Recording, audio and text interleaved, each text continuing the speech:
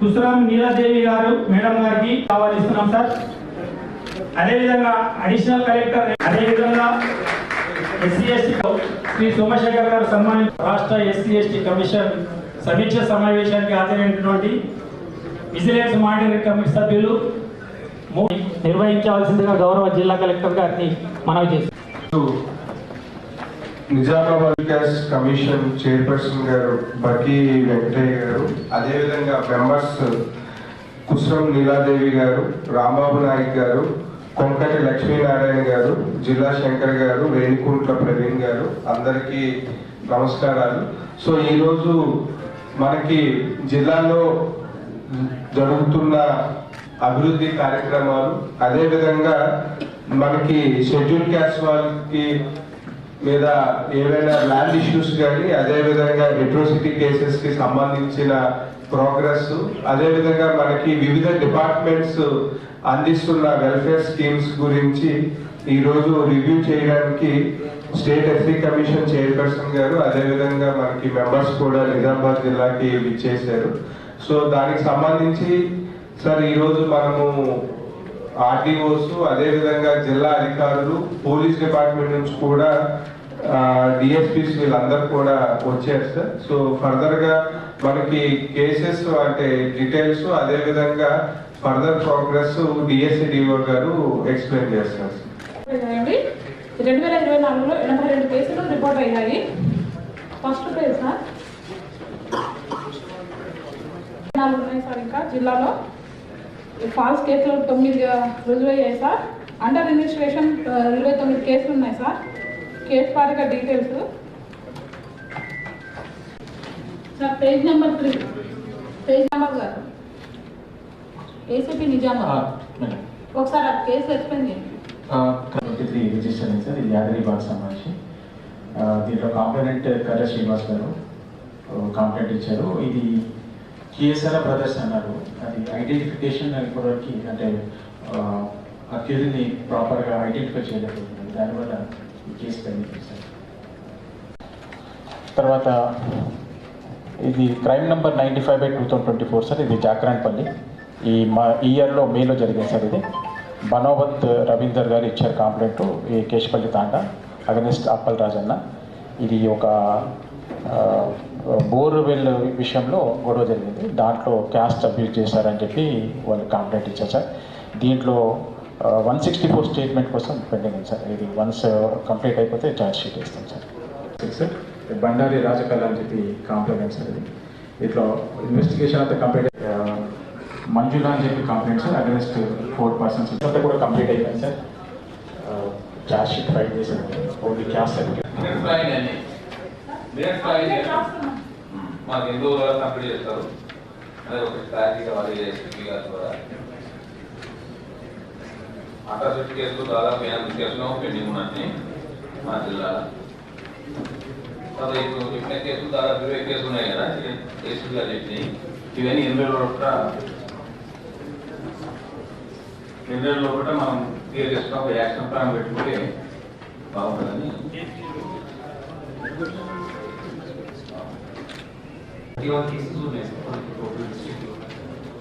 Police constitute 23 2 cases ఉన్నాయి sir.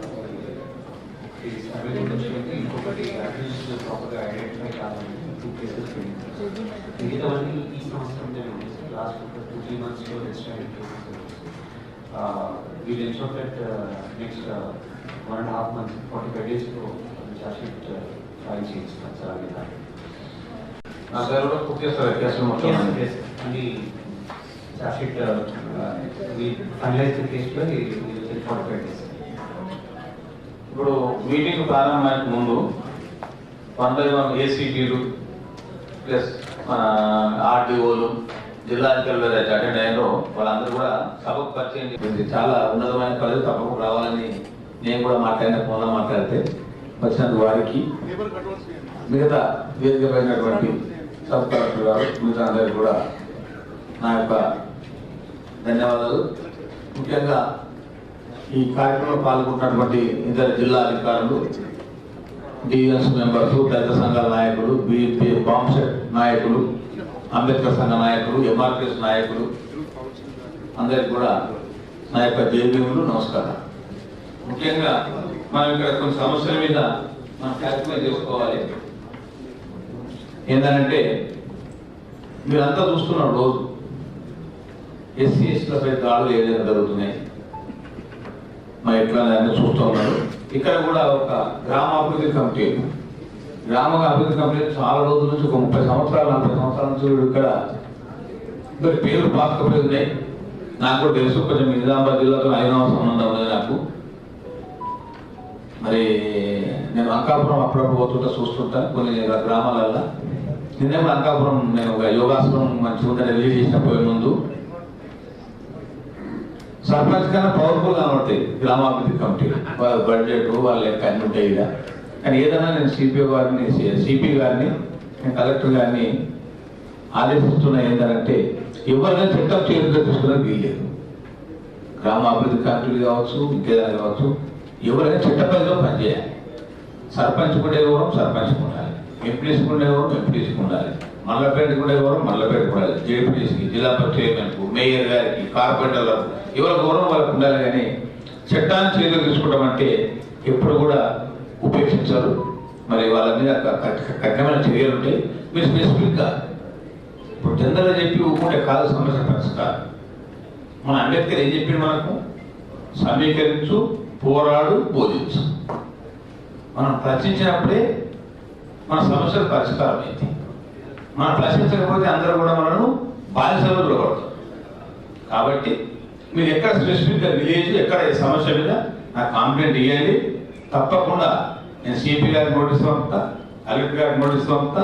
తప్పకుండా అవసరం అనుకుంటే వాళ్ళను హియరింగ్ పెట్టి ఎస్సీ ఎస్టీ కమిషన్ కూడా పిలిపిస్తారు.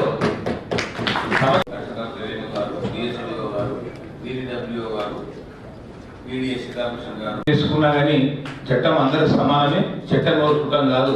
మరి ఆ విధంగా మనం ముందుకు పోవాలని చెప్పి నేను మీ అందరినీ కోరుతా ఉన్నా. మరి ఈ మధ్యకాలంలో నేను ఇక్కడ ఏసీపీలో మన ఆర్డీఓలో అందరూ ఏసీపీలకు నేను మన సిపి గారికి నేను విజ్ఞప్తి చేస్తున్నాను ఈ విషయంలో. ఎందుకంటే మీరందరూ కూడా ఎస్సీ ఎస్టీ యాక్ట్లో 41C యాక్ట్ కింద మీరందరూ స్టేషన్ పిలుస్తూ ఉన్నారు. దాంతో చట్టం నిర్వీర్యమైన ప్రమాదం ఉన్నది. నేనేమంటున్నానంటే నేను దీని విషయంలో డీజీపీ గారు లెటర్ రాసిన, మా యొక్క నేషనల్ కమిషన్ మెంబర్ ఉడపల్లి రామచంద్ర గారిని కూడా మా కమిషనర్స్ పిలిపించినాం. మేము మెమోరాండం ఇచ్చినాం. ఎస్సీ ఎస్టీ కమిషన్ తెలంగాణ తరఫున మెమోరాండం ఇచ్చినాం. నేను గౌరవ ముఖ్యమంత్రి గారి దృష్టి కూడా ఉంచబోయినా. ముఖ్యమంత్రి గారు ఏమన్నంటే మీకు రేవంత్ గారు ఎంకన్నా తెలుసు కదా, మీకు అది సుప్రీంకోర్టు ఆర్డర్స్ ఉన్నాయి, 7 సంవత్సరాల లోపల శిక్ష ఉన్నటువంటి కేసుల కనెక్షన్ తెలుస్తూ ఉన్నారు. అది అక్కడి నుంచి మళ్ళా ఇది అప్లికేబుల్ కాదు, ఎస్సీ కమిషన్ ఎస్సీ కేసు వల్ల అప్లికేబుల్ కాదని సుప్రీంకోర్టు ఒక ఆర్డర్ తప్ప మన చేతులు ఏం లేదని కూడా మనం మాట్లాడడం జరిగింది. నేను దాని పర్యవసానంగానే ఇలా మన 1వ తారీఖు నాడు Hussain Naik ST commission member కూడా మన ఆఫీస్ పిలిపించినాం, మెమోరాండం ఇచ్చినాం. మేము ఢిల్లీకి కూడా ఈ నెలాఖరులో పోయి సోషల్ జస్టిస్ మినిస్టర్ కలుస్తున్నాం, లా మినిస్టర్ కలుస్తున్నాం, రాష్ట్రపతి కలిసి కూడా మరి ఎస్సీ ఎస్టీ యాక్ట్ నిర్వీర్యం అవుతుంది, ఇది అక్లిబుల్ కాదు అని చెప్పి ఒక ఆర్డర్ కావాలని చెప్పి కూడా మా వంతు ప్రయత్నం మేము చేస్తూ ఉన్నాం. మరి అంతవరకు మా సిపి గారిని నేను కోరేది ఏంటంటే కొంచెం ఎస్సీ ఎస్టీ కేసు బుక్ అంటే భయం ఉండాలి. ఎస్సీ కేసు అంటే మేము మన ఎస్సీ తిట్టే ఏం కాదు, మనం పోలీస్ స్టేషన్ పోవచ్చు, స్టేషన్ మీద తెచ్చుకోవచ్చు అనేటువంటి పరిస్థితి వస్తూ ఉన్నది. మరి అటువంటి వ్యక్తులు ఎటువంటి వాళ్ళు, వాళ్ళ బ్యాక్గ్రౌండ్ ఏంది, వాళ్ళ నేరచరిత్ర ఏంది, ఇది గతంలో తప్పులు కేసులు ఉన్నాయా లేదని చూసి మరి అటువంటి కేసులు మా సీరియస్ ఉన్న కేసులు తప్పకుండా కోర్టుకే పంపి వాళ్ళు కోర్టు ద్వారానే బెయిల్ వాళ్ళు జైలు పోయేటట్టు విధంగా కొంచెం మీరు కూడా ప్రిసైడ్ చేస్తే బాగుంటుంది అని చెప్పి నేను సిపి గారిని కోరుతా ఉన్నా. ఎందుకంటే ఈ మధ్యకాలంలో మరి పోలీస్ స్టేషన్లో కూడా కొన్ని హరాస్మెంట్ జరుగుతున్నాయి. మరి మనంతా ప్రజాప్రభుత్వం, మరి ప్రజాప్రభుత్వంలో మరి ఫ్రెండ్లీ పోలీసింగ్ విధానం ఉండాలి. మరి స్టేషన్ తెచ్చినటువంటి మా కస్టమర్ను కొంచెం మర్యాదగా మాట్లాడితే, ఫ్రెండ్లీ పోలీస్ ద్వారా మాట్లాడితే సగం బాధ నివారణ అయిపోతుంది క్యాండిడేట్. ఇప్పుడు ఏదో జరుగుతుంది, మాకు నన్ను కొట్టిండు, నాకు అన్యాయం ఏంటని చెప్పి పోలీస్ స్టేషన్కి వస్తాడు. అప్పుడు వాళ్ళకి కొంచెం మర్యాదతో మనం మంచి మర్యాద ఇస్తే మాత్రం బాగుంటుందని చెప్పి నేను గౌరవ ఏసీపీలకు, మా సిపి గారికి వాళ్ళ క్రైమ్ మీటింగ్ ఉంటాయి, నేను కోరుతా ఉన్నా. మీ క్రైమ్ మీటింగ్లో చెప్పండి. మీరు చూసినారు 3rd డిగ్రీ ప్రయోగిస్తే అక్కడ వెంటనే అక్కడనే మేము పోయి ఆ షాదనగర్ నుంచే మరి ప్రభుత్వ సలహాదారు వేమ నరేంద్ర రెడ్డి గారితో మాట్లాడి మరి అక్కడ ముఖ్యమంత్రి గారు అమెరికాలో ఉంటే కూడా మరి మెసేజ్ పెట్టి మరి అక్కడ 24 గంటలల్లో వాళ్ళని సస్పెండ్ చేయించడం కూడా జరిగింది.